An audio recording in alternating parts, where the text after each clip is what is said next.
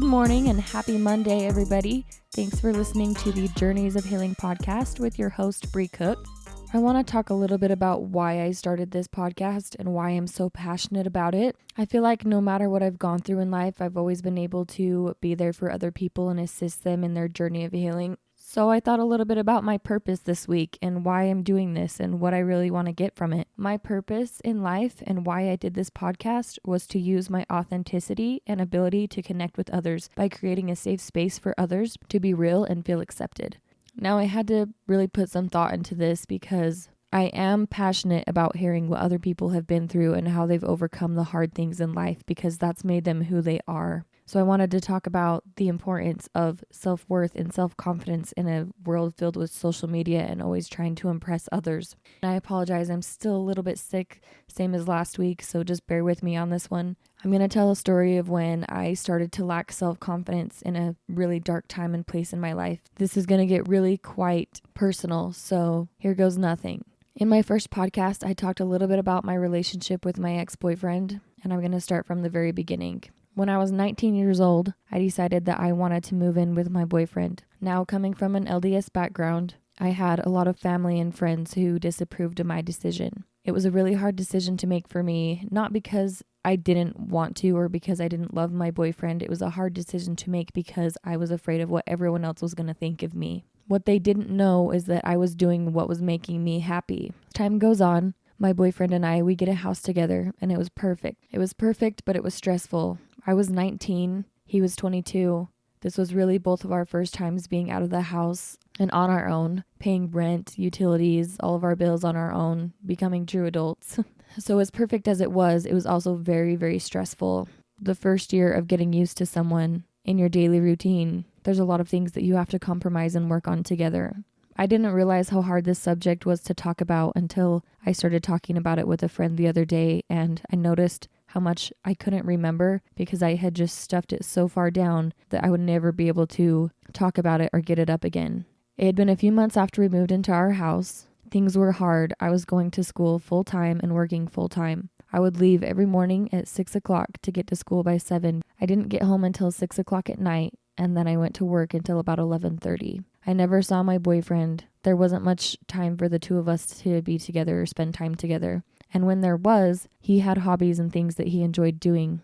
And looking back at it now, I understand the importance of friends and hobbies in a relationship. But then I felt so alone. I worked all day, would come home, and I wasn't getting the attention that I needed. My boyfriend was emotionally unavailable. There was things I was going through in my life that I needed support on. Now, my boyfriend had gone through a lot in life. He was very mature for his age. He had his stuff together, and he just couldn't understand me and the things that I would complain about and why the things in my life were important to me. During this time, my parents, who were married for 23 years, were getting divorced. My brother had just left on his mission, and I was up to my neck in work and things from school. I had just graduated cosmetology school, and my dad helped me open my very own salon. The pressure was unreal for a 19-year-old. I was stressed out about payroll. I was stressed out about taxes. I was stressed out about products that I would need, and I ran the salon all by myself. One day I came home and I realized how unhappy I truly was. I began to resent my boyfriend and blame him for the attention that I wasn't getting. I didn't know how to communicate, so instead of telling him what I needed, we just grew further and further apart until I eventually cheated on him. I went to a party with some friends one night and made one of the biggest mistakes of my life. I came home and I didn't tell him about it. I didn't tell anyone about it. Lived with the guilt for a few months. I eventually told him what happened, and I couldn't believe that I had hurt a human being that much. I started blaming myself for every awful thing that happened in my life. My parents' divorce, it was my fault. Me closing the salon, it was my fault. Me screwing up my relationship with a man that I truly loved, my fault. My self-esteem was at an all-time low. I was the crappiest human on this earth. I couldn't believe what I had done. But then someone came along and helped me. After my relationship ended with my boyfriend, I had left everything behind. Every item I owned fit in my car. I moved back in with my parents, and I got in a huge fight with my dad. I no longer lived at my parents'. I only had one place to go. I went and stayed with my best friend, and I started dating another guy. This guy sounded too good to be true, and little did I know it was. My best friend and everyone around me told me that this guy wasn't good for me, but I didn't want to listen. I had just lost the love of my life. I knew I didn't deserve anything better. My best friend eventually told me I couldn't live with him anymore, so then I literally had nowhere to go. For the 5th time in a few months, I was yet again packing up my car and moved into my new boyfriend's house. I then learned that I had just moved in with one of the biggest narcissistic people I had ever met, and I didn't even know what that was at the time. I was 20 years old. My whole entire life had just fell apart. I started working at a new salon, taking clients and paying booth rent. Making money was one of the hardest struggles, starting from rock bottom. I didn't know what I was doing. The new boyfriend I had was so unreal. Then the abuse started. I began to get emotional, physical, and mental abuse, and I knew that I deserved it. I knew that I had just screwed up an entire relationship. I knew what I did was wrong, and everything that I had, I deserved. I had nowhere else to go. I had one person that was consistent in my life, and that was my narcissistic boyfriend. He checked my phone multiple times a day and accused me of many things that I didn't do. He wouldn't let me go to work in fear that I was doing things that I wasn't supposed to. He didn't like the car I drove. He said that it embarrassed him. Every day he told me how unworthy I was of love. And every day he told me what a piece of crap I was. And I believed him. I was kicked out of this living situation 7 times. The level of abuse was unreal for a 21-year-old. I didn't have anywhere to go. I didn't know what to do. I got in my car and drove all the way to California, just a straight shot to Huntington Beach, where I literally contemplated if I was ever going to go home. I eventually came back home to the abusive relationship that I deserved. I hadn't spoken to my dad in months. Every day, when I drove by my ex-boyfriend's work, I told myself what a crappy human being I was for doing what I did to him. After 8 months of straight physical, emotional, and mental abuse, I decided to leave the relationship that I was in.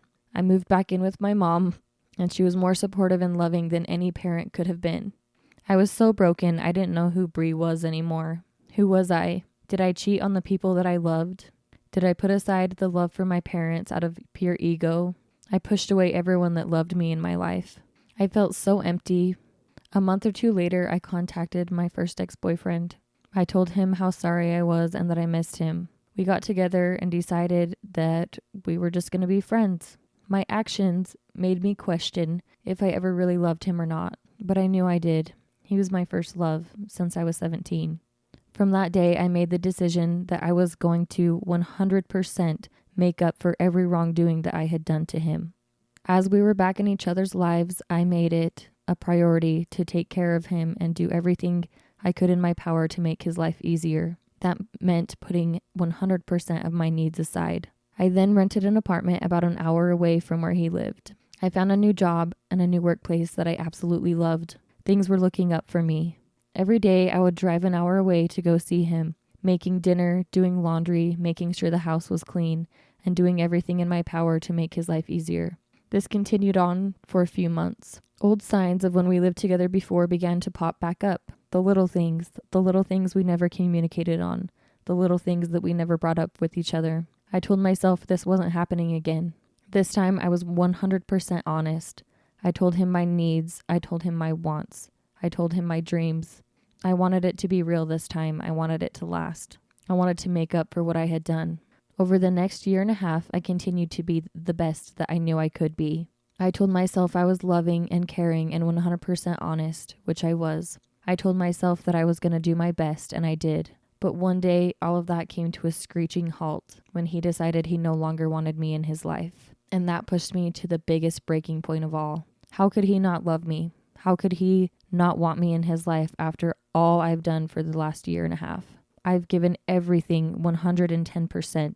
Why am I not good enough? And from there led to my journey of healing that I talked about in episode 1. But I'm telling this story because I want to relate to how people are today in real life with social media and everything that we deal with in life of not ever feeling good enough. I feel like we compare ourselves to others, and we look at our life and say, this isn't good enough, or I'm not as pretty as her, or I'm not as strong as him. I want to stress the importance of self-confidence and self-worth, and I want you to realize how truly amazing and worthy you are of a great life. With today's social media and everyone pretending that their life is better than it actually is, I feel like we're less connected. I feel like we're pretending to be someone we're not. We're less authentic. And it's not that we try to, but it's because we're afraid of being accepted. We're afraid that others won't accept us for who we truly are. And I'm hoping that with this podcast, with people in our lives and our friends and family, that together we can be 100% authentic with each other. I hope that we can tell each other our mistakes. I hope we can tell each other what we've been through in life, what we've gone through, and I hope that we will still love each other all the same. I want people to relate to each other and know that they're not alone. I want them to not be envious and compare themselves to others. I want them to be real, authentic, positive, passionate, and driven. I want you to see your true worth. I want you to know that you do deserve the best regardless of the mistakes that you have made in life, regardless of how someone treated you or told you what you deserved. People make mistakes. We are all human, but we deserve a second chance. So when I decided that I deserved more, that I didn't deserve someone who didn't love me even though I tried 110%, and that I didn't deserve someone who was mentally, physically, and emotionally abusive because I had done something wrong in my life, was the moment that I took flight. That's the moment that I realized I could accomplish anything and be around anyone who chose to love me the way that I was, regardless of any mistake I had made. After I had gone through all of this, I sat down and I asked myself what I really wanted in life and what my perfect world looked like. And here's what I wrote. I'm in shape. I'm happy. I have amazing friends and family who are supportive. I help others reach their goals and take care of myself and always try and learn new things. I have an open mind. I support others in their journey. I learned how to make food I've never tried before. I care about my mental, physical, and emotional well-being. I wrote that on June 13th of 2018. And I can say that I have accomplished all of those things. Don't let anyone tell you who you are. Just let them love you for who you are.